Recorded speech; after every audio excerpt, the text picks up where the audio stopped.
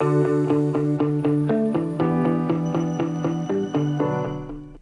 everyone, welcome to Zoho Sales IQ's Actionable Marketing Series. This is Pragadesh Jayachandran, a product marketer here, and I'll be your host for today's session. Businesses catering only to a particular region no longer exist.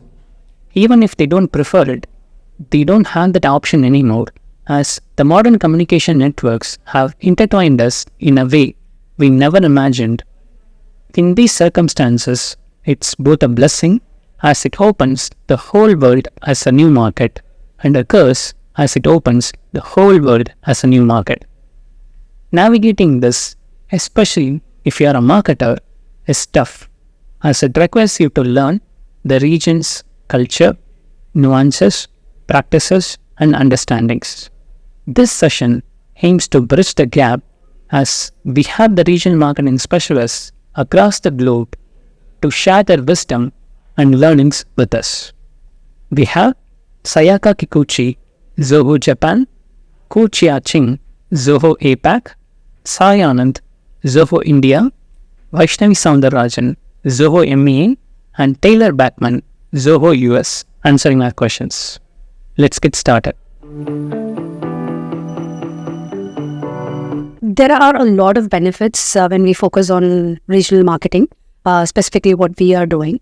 Let's say when you start doing regional marketing, what is the first thing you do? You start tailoring the messaging or the products or services. So this kind of sends a message to the local audience that we care about them and that we understand their context. So that kind of increases the engagement in the first place. And obviously when they engage better, we engage better with them, and the conversion also increases. So customer satisfaction, brand loyalty, everything follows. So that is the most important thing. And second thing is also about the brand recognition. So what happens is when you send out a message which is very localized. Let's take books for example. So books for example. So it's accounting software. So we have global editions where we go with the global edition for most of the countries. But when you actually go with a specific country specific edition which has particular requirements, very localized or customized, it sends a message that we care about them. So, and then also it's easy for them to recall when they want to use a product. It's easy for them to recall that, oh yes, this product has this thing, or having it in a local language, or in Middle East and Africa, specifically the Arabic speaking countries, and in Israel, it is RTL. So when we have products that are RTL compatible, we send out a message that we are investing in their market and we care about how they actually pursue and look at our products. So these are the most important things. And obviously, it also kind of shows our commitment to the market. So people generally tend to invest or buy products which they think that they care about. So that is the most important thing according to me. Obviously, there are other benefits like revenue and things like that. It increases, but yeah. A lot of us Japanese folks aren't super comfortable with English. So it's not just about translating a product. We have got to make sure all the information which we hand over to the customers is in Japanese, or else the things would be really difficult for our Japanese customers. But regional marketing isn't just about the language stuff. Japanese customers really dig into the things before they pick up the tool. This is not just because they would like to get approval from the managers and they are digging into the tool. It's not like that. We want to make sure the folks using the tools won't get any stuck for any of the employee. So we are aiming to make their work environments better and helping especially for the tool administrators and handle their tasks smoothly. So it's not just providing about the Zoho's features, we have also show how we handle the different challenges and fit in with Japanese business culture. Implementing regional marketing strategies enable businesses to tailor their messages and offerings to specific geographical areas, optimizing relevance and resonance with local audiences. By acknowledging cultural differences and addressing regional needs, companies can enhance customer engagement, loyalty, and brand perception. Regional marketing also allows for more efficient allocation of resources, focusing efforts where they are most likely to yield the highest returns. In today's marketplace, where consumers seek personalized experiences, regional strategies are increasingly vital for businesses to maintain competitiveness, expand market share, and to establish a strong foothold in diverse markets worldwide. So regional marketing is very important because a lot more businesses are going global these days. But obviously every region has its own cultural identity. There are very culturally sensitive things that they often follow. So these sensibilities need to be incorporated into whatever products we're attempting to sell. And more importantly, there is also a primary vernacular in most regions that is what people are comfortable with. So our messaging and positioning needs to be done in that vernacular for us to actually strike a chord with the audience.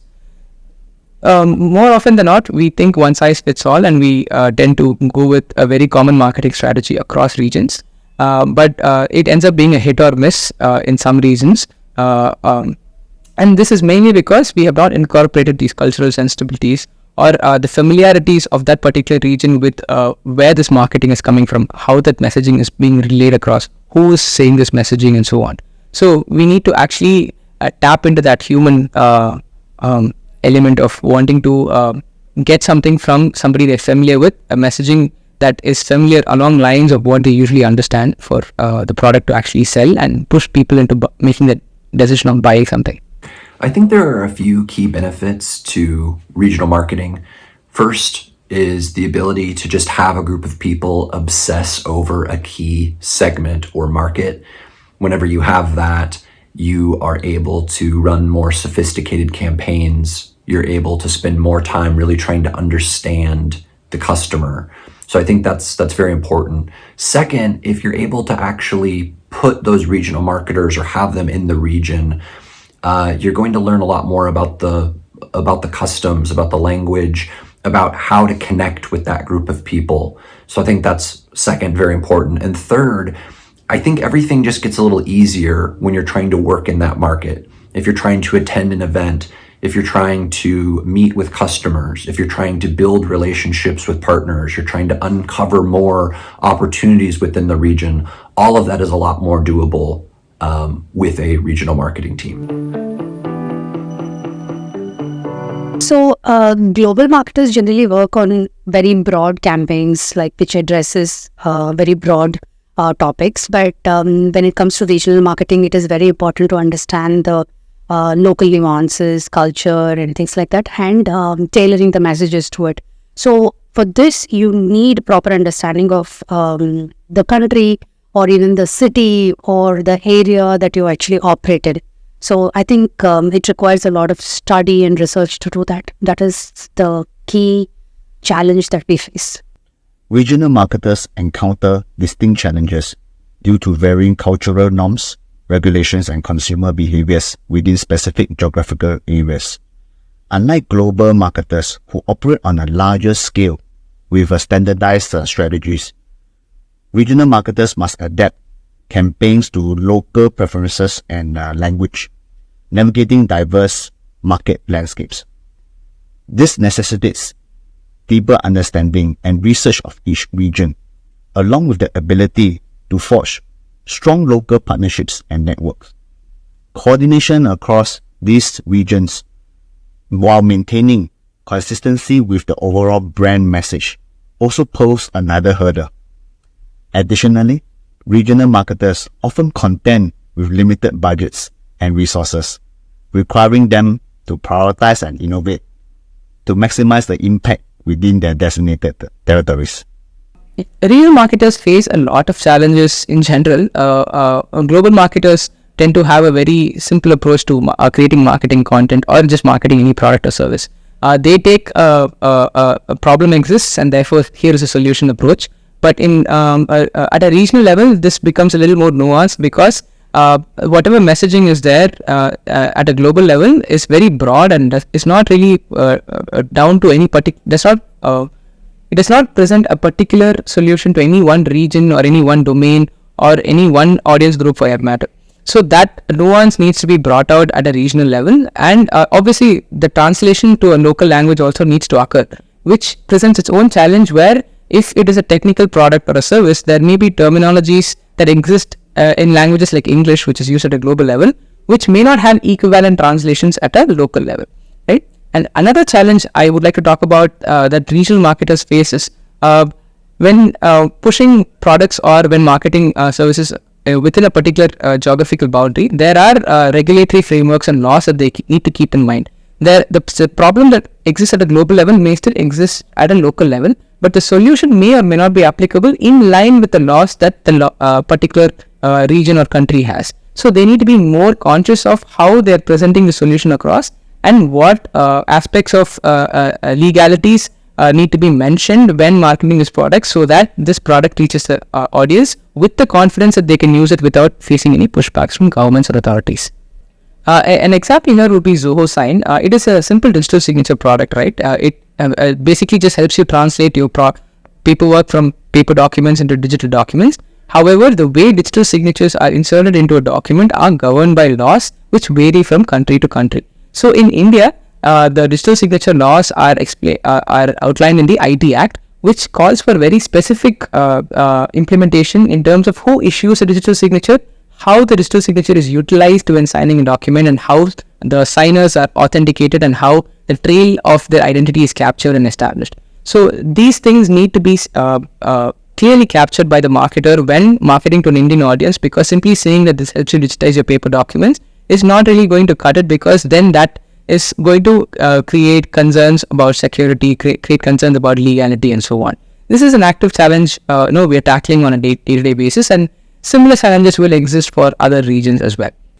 I think that one of the unique challenges that regional marketing teams face is just working with the global team. So this actually might not be that unique. It might be a challenge that the global team has with the regional marketers as well. But fundamentally, whenever you have two teams working together, you have to trust each other. You have to have common goals. And generally, global teams have some kind of overarching framework that they want regional teams to work within. And generally, regional teams are going to run up against that framework. So there has to be a way to communicate and to kind of negotiate those lines. And there has to be, a sense of shared respect and humility, so that way the regional team can follow the guidance of the global team, but then that the global team can trust the regional team to make the call, which is why they're there, to specify, what's best for that particular region. So I think that's mainly a bigger challenge that we tend to see on the regional side. For Japan market, Zoho Japan recently released the mid-year Zoho Business Academy. This is currently only for the CRM, but this Business Academy provided a detailed explanation on how to effectively utilize Zoho CRM while addressing the challenges in the business. So, for example, if you needed to establish an inside sales team, but you don't know what to do, or if you have already started, but you are facing difficulties. So this academy lessons are designed for you. It covers the definition of the inside sales, provided a practical example of the talk script or email content for the follow-up, and even offer the step-by-step guidance of creating a successful inside sales system by using the Zoho CRM. So these lessons will help to understand how to solve Japanese customers' business jargons. The answer is yes. Startups and small businesses should prioritize regional marketing to establish a strong local presence and compete effectively. Cost-effective strategies should leverage on social media platforms tailored to local audiences, optimizing local search engine optimization to boost visibility in regional searches, participating in community events or partnerships with complementary local businesses for mutual promotion also helps. Additionally, creating localized content and offering personalized services can resonate more with regional customers. By focusing resources on these targeted regional campaigns, startups and small businesses can maximize their impact and establish a loyal customer base within their communities. Okay, I might have a very unpopular opinion here. I don't think startups or small businesses should actually go for a very regionalized or localized approach. Primarily because it becomes an issue of scalability or bandwidth. A lot of startups may not have the resources at their disposal to be able to craft individual messaging for different regions. So what they can perhaps do is operate or try to push their product or services across in their primary region where they're based out of. Try to understand and study that one particular market first, and see what works or how it works, and then slowly spread their wings onto neighboring markets, because over there they will have some overlap in the sensibilities in terms of culture or in terms of language and so on, and then slowly move towards a more localized approach but across the globe. And when it comes to what sort of cost-effective strategies they can implement, I would say normally going for trying to do paid targeting or paid advertising with a localized approach isn't something that is going to be viable for startups, because they are going to be burning a lot of money which they could effectively utilize elsewhere. So what they can do is try to get organic content across. Maybe if they create a piece of resource or content, they could simply just try to now that you have tools like AI at your disposal, you could try and translate it into different regional languages and put that across and see how that fares, because that will generate organic traffic, and then slowly build a presence and expand into marketing activities which require cost or investments upfront. I think it's difficult to say what startups and small businesses should do in the abstract, because obviously it really depends on where they're at with their business. Ultimately, trying to pursue a regional strategy is going to make sense if you have particular customers in particular places that you need to get closer to. So if you are a small business, you may already be local, in which case thinking regionally may not be very helpful. There might be some other criteria that you want to dial in on. Similarly, if you're a startup that is building a new technology and you don't yet have a value proposition that generally just resonates, it might not be the best idea to think about how to specify that value proposition that doesn't exist in a bunch of places. But obviously, if you know that there's a certain region that value proposition might connect more as a place to start, then maybe that does make sense. So it's hard to say. As far as what can we do that's cost effective? I think surveying is always something that is a pretty good thing to do, because it always allows us to just learn more about customers in a particular place, whether that's a particular country or a neighborhood, which can apply to those different sized organizations. And then, of course, once we know more about customers in a particular place, I think trying to develop reference customers and testimonials with them is important, because that provides the social proof to grow, whether that's in a particular country, state, city, or neighborhood, because you're showing you have customers that are already like those people. So I know in Middle East and Africa, we can just divide it into two, MENA, Middle East and North Africa, and the rest of Africa. But this is one common thing that you see in both these regions, is that they like to put a face to the name. So that's the reason, especially if you're giving a solution, right? So we have local pre-sales engineers out of every country that we are operating in. Because when you're giving a solution, they prefer somebody coming and sitting in person and talk to them. So that is something that we are seeing very unique in Middle East and Africa. And obviously, that's the reason we've extended it after that. And we have account managers for each of these accounts. So that's showing that, we are invested. And then we are seeing that the retention the loyalty has increased. They are very happy with it. And one of the deal breakers is the customer support. So they prefer speaking to somebody sitting locally. So, and especially if they're speaking in the local language or with their local accent, they're very excited about it. And that kind of is a deal breaker. So again, that's the reason why we've set up support teams sitting out of each of these major countries in Middle East and Africa. Japanese really appreciate the clear and polite communication. So from my marketing experience in different countries, the need for informational materials is surprisingly expected in Japan. Even in a small business, many folks are keen on gathering and researching the materials that break down customization and such as overall Zoho products functionalities. So the customer expectations often are once again tied back to how people in general view work or what standards of professionalism they have in place, right? There is no one standard that is good or bad. But typically, let's take an example of the country of Japan, where people tend to associate professionalism with hard work and a lot of strict discipline over how they go about things. But maybe in the West, people tend to focus more on how well a product delivers its service rather than how they go about delivering it itself.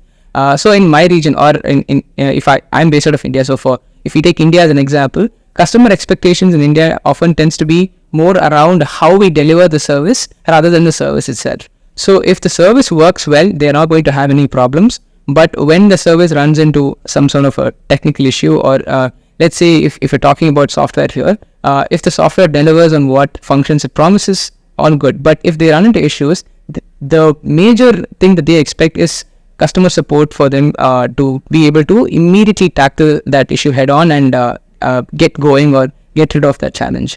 And they want customer service to be available to them at all times, and that is something that may or may not be available. So a large deal breaker for customers is, even if a product works really well, the first issue they run into is they're unable to get the kind of support that they want. They are ready to move out of that product and buy something else. So that's just how the mentality works as far as India is concerned. I'm not an expert on other regions, so it's difficult to say what is unique about the US region. But one thing I'll say is that the US has a lot of investment in terms of marketing and advertising directed at consumers and buyers. So it's a pretty mature audience that has seen quite a bit. So it can be tough to stand out and be memorable in that situation. Second, because there's so much investment, it is also a very noisy and crowded marketplace. So that also can make it very challenging as well to really stand out and be heard. In terms of deal breakers in the US, or things that are super important in the US, I think, trust, communication, dependability, I think those are very, very important. Just doing what you say you're going to do is very important. And that can be as simple as just, does the product do what you said it will?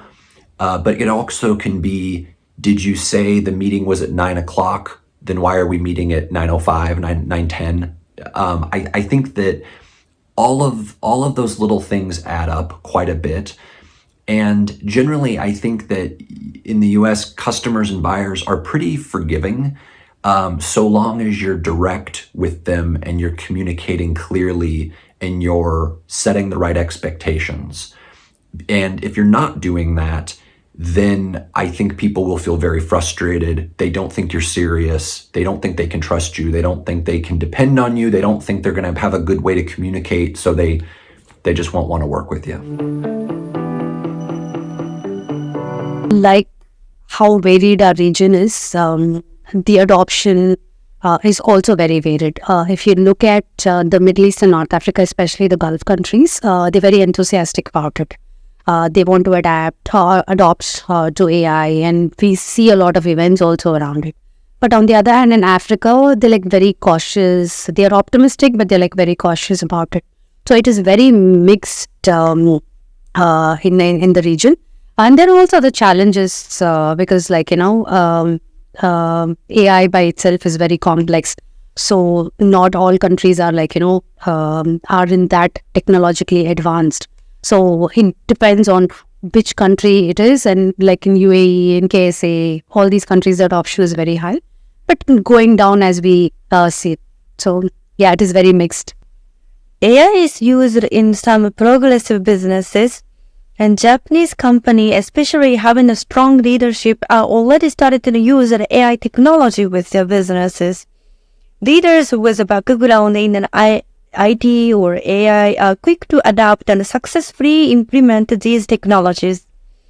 It's quite common to see the successful AI-driven companies led by individuals' leadership who has the engineering background.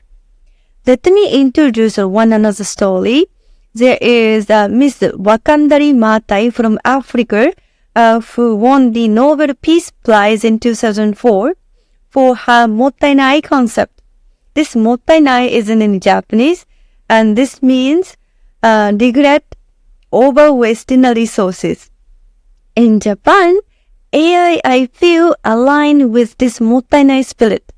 For example, in the food industry, AI is used to analyze weather conditions, pedestrian traffic, and demographic data to regulate food orders and prevent wastage. AI seems to resonate with this Japanese idea of mottainai and improve business efficiency. So the perception of AI, I would say, well, across the globe, it's raging like fire right now. Everybody wants everything AI. But at least in India, I feel like there is a lot of apprehension when it comes to AI. This also ties back to what I said earlier about how Indian customers feel entitled to customer support. Because when I say that, I mean they want to speak to somebody who can immediately get on a call with them and hold their hands through, solving the issue they're facing. And AI may or may not be able to do that. Most of the AI-based customer support we are seeing these days is fairly repetitive. It has very fixed responses, templated responses, and so on. Whereas the issues that customers face may not always belong to one particular category or may not be of one type. That could come from far and wide and be very vastly different. So building out an AI support system that supports all the possible issues a customer could face is practically impossible. So at least in India, when customers realize that they're speaking to a bot and not to a real person, even if it is guided by AI, they immediately become very frustrated and feel like they're not going to get their problem solved. So I think that apprehension still lingers and may pose a challenge to adoption of AI, but it can also help in other places like workflow automation and just assisting somebody in building a product or a service and making it usable. So I feel there people are ready to adopt, but in most areas it is seen as something that is only used in customer support, and that is not really going well so far, I would say. So perception of AI in the US, I think it's an interesting question. And I have some data here that I can cite, so I'll have to look away. But according to a Pew Research Center survey from August of 2023, I couldn't find details about who was surveyed, method of the survey, how many people were surveyed. So you'll have to just take this as it is. But 90% of Americans had heard at least a little bit about AI. And in a March survey from 2023, also by Pew, 58% of US adults had heard of ChatGPT, while 42% had not heard anything about it. Meanwhile, in the fall of 2023, 67% of people between the ages of 13 and 17 that were surveyed said they had heard about ChatGPT, and 19% of those teens had said that they had used ChatGPT to help them with their homework. In a December 2022 survey, 62% of Americans believed AI would have a major impact on workers generally. So I'm not really surprised by these numbers. I think that perception is still being shaped and is still growing. I think one of the important factors kind of behind the shaping of the perception is the media, which is very sensational. I don't think it always journalists are always doing the best at investigating the claims of AI companies and of AI boosters. So I think that's something that we have to consider. And obviously, the more research that's done, I think that'll continue to inform people. But then also you have things like people like Elon Musk, for example, being very sensational about the dangers of AI and how Terminators will appear and we will humans will be enslaved. So I don't think that's helping anything either. But overall, I would say that it's still very early, and that for now, AI is really more of a buzzword than a technology that people clearly understand and can see the clear applications for. Even if it's stuff that's already being used, they may not fully understand, how this technology is already impacting them. We hope you found the session valuable and actionable. For marketers, it helps them a lot when they get to know more about their prospects and can communicate to them in their language, as it helps develop trust and speed up the conversion. Zoho Sales IQ, the engagement intelligence, is one such platform you can employ to get information on what your prospects are looking for and how you can help them. Now, our bot has multilingual support as well. So wherever your prospects are from, without any need for human assistance, your bot can talk to them in their language. Want to see how it works? Sign up now and check it out yourself. Thank you.